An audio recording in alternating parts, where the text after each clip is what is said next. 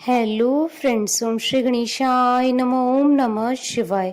आप सभी का स्वागत है आपके अपने यूट्यूब चैनल पर। फ्रेंड्स, आज हम आपको इस वीडियो में बताने जा रहे हैं नाग पंचमी की पौराणिक व्रत कथा के बारे में, जिसको सुनने मात्र से ही भगवान शंकर की बरसेगी अपार कृपा और होगी धन धान्य में वृद्धि। फ्रेंड्स, वीडियो शुरू करने से पहले आपसे रिक्वेस्ट है, अगर आप हमारे चैनल पर नए हैं और आपने अभी तक चैनल को सब्सक्राइब नहीं किया है तो प्लीज सब्सक्राइब कीजिएगा चैनल को, साथ ही प्रेस कीजिएगा बेल आइकन को, जिससे नए वीडियो से रिलेटेड नोटिफिकेशन आपको तुरंत प्राप्त हो सके। और वीडियो पसंद आने पर वीडियो को लाइक और शेयर जरूर कीजिएगा ताकि सभी भक्तों को इस वीडियो का लाभ प्राप्त हो सके।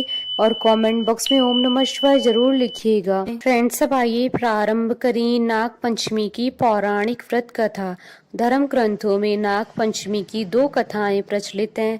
पहली कथा, प्राचीन काल में एक सेठ जी थे जिनके 7 पुत्र थे। सातों की शादी हो चुकी थी। सबसे छोटे पुत्र की पत्नी श्रेष्ठ चरित्र की थी, परंतु उसका कोई भाई नहीं था।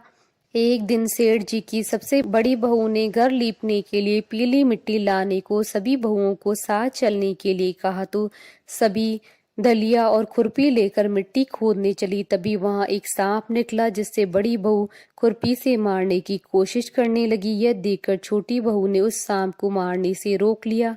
यह सुनकर बड़ी बहू ने उसे नहीं मारा और सर्प एक और जाकर बैठ गया। तब छोटी बहू ने उस सांप से कहा, हम अभी लौट कर आती हैं, तुम यहाँ से कहीं मत जाना। यह कहकर वह सबके साथ मिट्टी लेकर घर चली गई और वहां काम काज में फंसकर सांप से किया वादा भूल गई। जब छोटी बहू को दूसरे दिन वह बात याद आई तो वह सभी को साथ लेकर वहां पहुंची और सर्प को उस स्थान पर बैठा देख बोली, सर्प भैया नमस्कार। सर्प ने कहा, तू भैया कह चुकी है इसलिए तुझे माफ कर देता हूँ, नहीं तो झूठी बात कहने के कारण तुझे डस लेता। वह बोली, भैया मुझसे भूल हो गई है, क्षमा मांगती हूँ। सांप बोला, अच्छा तो आज से मेरी बहन हुई और मैं तेरा भाई, तुझे जो मांगना है वो मांग ले। वह बोली, भैया मेरा कोई भाई नहीं है, अच्छा हुआ जो तू मेरा भाई बन गया। कुछ समय बीतने पर वह सर्प मनुष्य का रूप लेकर उसके घर आया और बोला कि मेरी बहन को भेज दो। सब हैरान हो गए क्योंकि सभी यही जानते थे कि इसके तो कोई भाई नहीं था। तो वह सर्प बोला, मैं इसका चचेरा भाई हूँ, बचपन में ही बाहर चला गया था। ऐसा सुनकर घर के लोगों ने छोटी बहू को उसके साथ भेज दिया। उसने मार्ग में बताया कि मैं वही सर्प हूँ, इसलिए तू डरना नहीं और जहाँ चलने में कठिनाई हो वहाँ मेरी पूंछ पकड़ लेना। छोटी बहू उसके कहे अनुसार उसके घर पहुंच गई। वहाँ के धन ऐश्वर्य को देखकर वह चकित हो गई। एक दिन सर्प की माता ने उससे कहा, मैं एक काम से बाहर जा रही हूँ, तू अपने भाई को ठंडा दूध पिला देना। लेकिन छोटी बहू को यह बात ध्यान नहीं रही और उसने गलती से सर्प को गर्म दूध पिला दिया, जिसमें उसका मुख जल गया।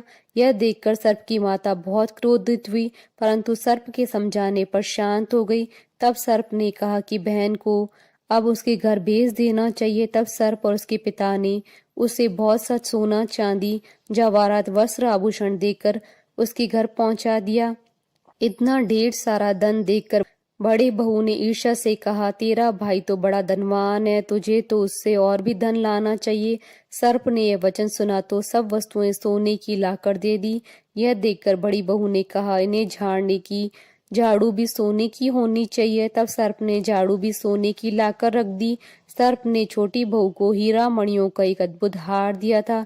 उसकी प्रशंसा उस देश की रानी ने भी सुनी थी। वह राजा से बोली कि सेठ की छोटी बहू का हार यहाँ आना चाहिए। राजा ने मंत्री को हुक्म दिया कि उससे वह हार लेकर शीघ्र उपस्थित हो। मंत्री ने सेठ जी से कहा कि महारानी जी छोटी बहू का हार पहनेगी, वह उससे लेकर मुझे दे दो। सेठ जी ने डर के कारण छोटी बहू से हार मांगकर दे दिया। छोटी बहू को यह बात बुरी लगी।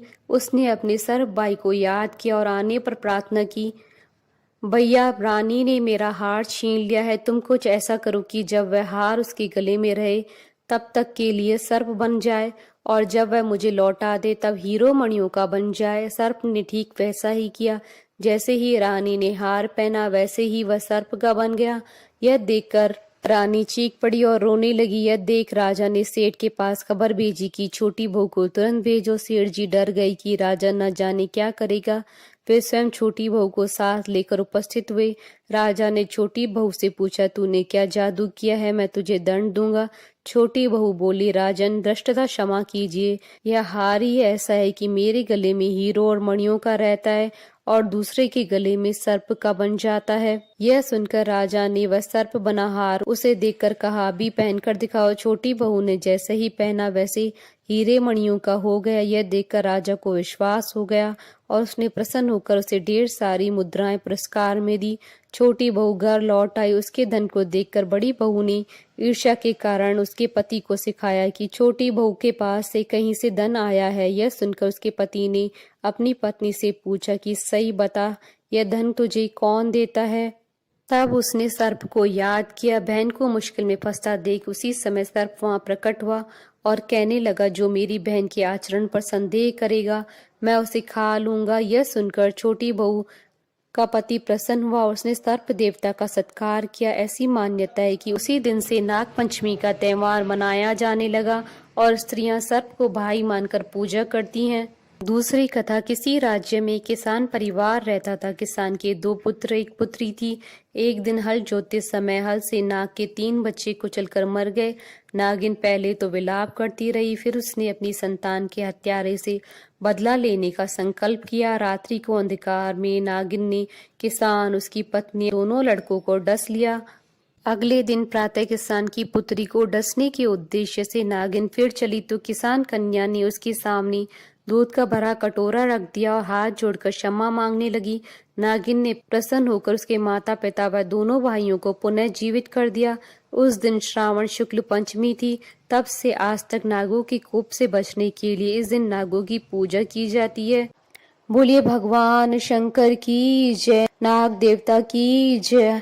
हमारे साथ इस वीडियो में अंत तक बने रहने के लिए आपका धन्यवाद। ओम श्री गणेशाय नमः। ओम नमः शिवाय।